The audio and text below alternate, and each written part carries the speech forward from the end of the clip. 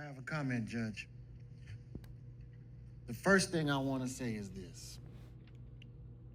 This is not about wasteful spending. This is about voter accessibility. Everybody deserves the right to have a place that they are comfortable with and familiar with to go and to cast their vote. My people bled, died, and suffered and fought for the right to be able to vote.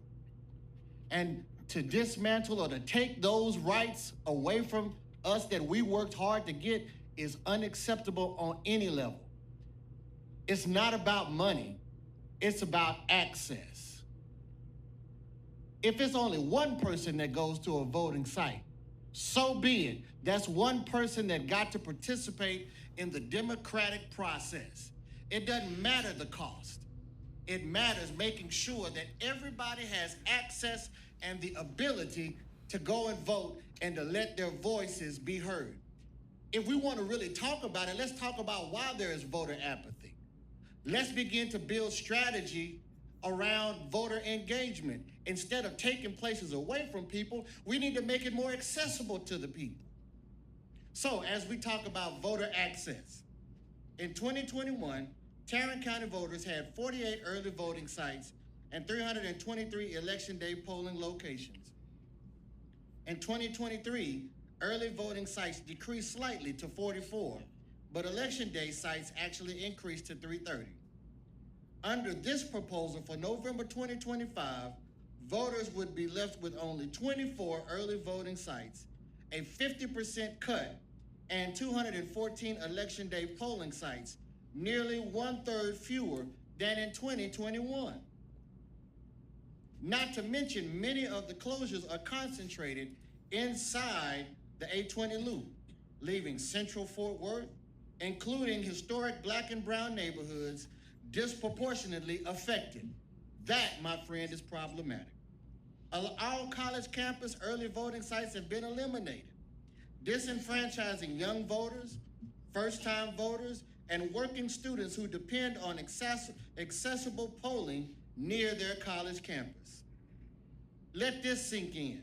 The following cities have no early voting locations whatsoever: Everman, Kennedale, Haltom City, Hurst, Euless, and Edgecliff. And there's only one location for the whole of Grand Prairie. That, my friend, is problematic. This comes on the heels of midterm redistricting battles that already weaken community representation.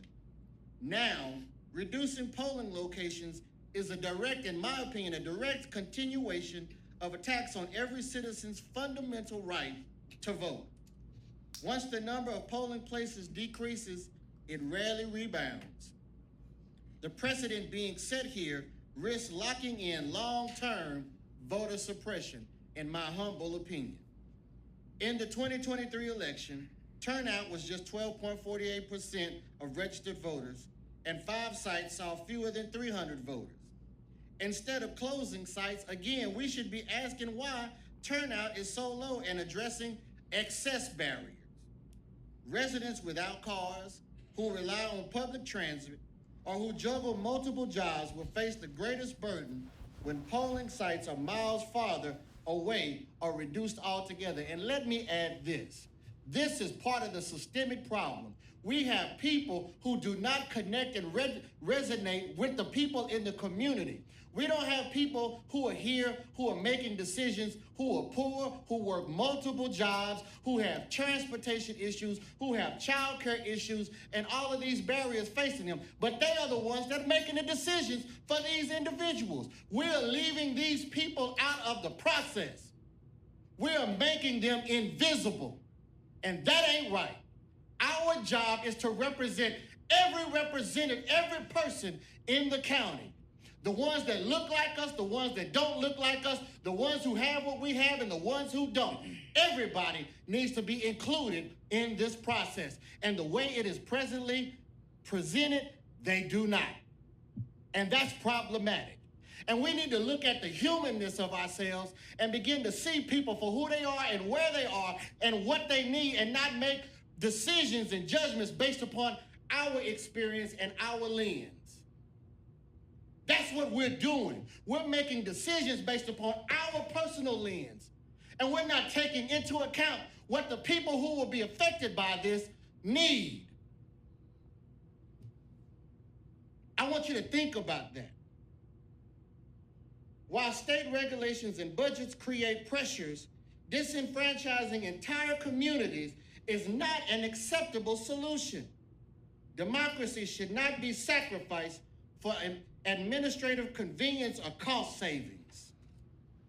Democracy in Tarrant County is being chipped away, first through redistricting, now through cuts, now to voting sites. This is not about efficiency.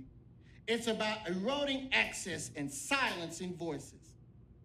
60 years ago, these kinds of tactics were unacceptable, and today they remain an insult to every voter in Tarrant County. And as I close my remarks in the words of Dr. Martin Luther King, give us the vote.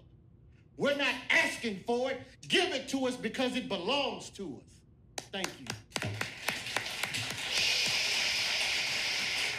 Sit down.